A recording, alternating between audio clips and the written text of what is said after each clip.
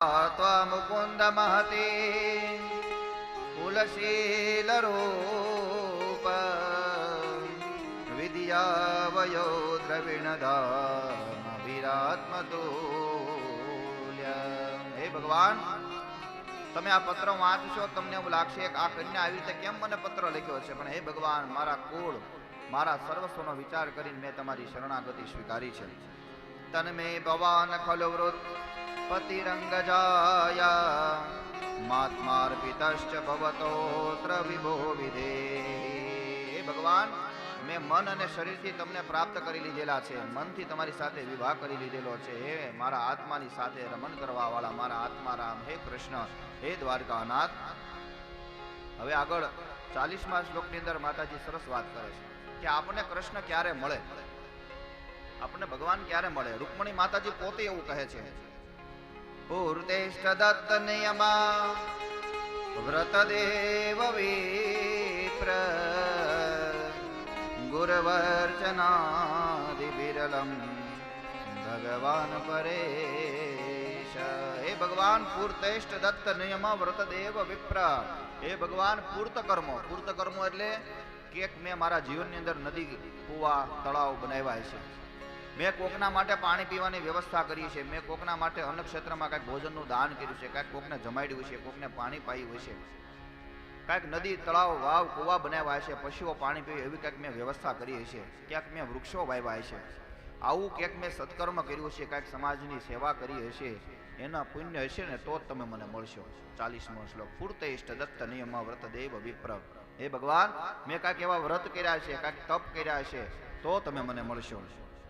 મેં મારા પૂર્વ જન્મમાં કુવા બનાવ્યા હોય, વાવ, તળાવ બનાવ્યા હોય, અથવા તો હે ભગવાન મેં કાંઈક યજ્ઞ કર્યા હોય, કાંઈક તમારી કથા સાંભળી હોય, અથવા તો તમારા કાંઈક ભગવદ કાર્ય કરાવ્યા હોય, મોટા યજ્ઞો કરાવ્યા હોય, અને મેં મારા વડીલોની પૂજા કરી હોય, મેં મારા ગુરુની પૂજા કરી હોય, મેં મારા ગુરુને ભગવાન માનેલા હોય, તો ભગવાન તમે મને મળશો.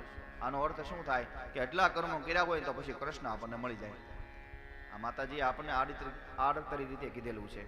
40મા શ્લોકમાં રૂકમણી માતાજી કહે છે કે એટલા કર્મો જો મેં પૂર્વ જન્મમાં કર્યા હોય ને તો એના પુણ્યના બળથી હે ભગવાન તમે મને મળશો. આપણે પણ આ પુણ્ય કર્મો કર્યા હોય તો આપણને કૃષ્ણ મળે. 40મા શ્લોકની અંદર વર્ણન છે. પૂર્તેષ્ટ દત્ત નિયમ વ્રતદેવ વિપ્ર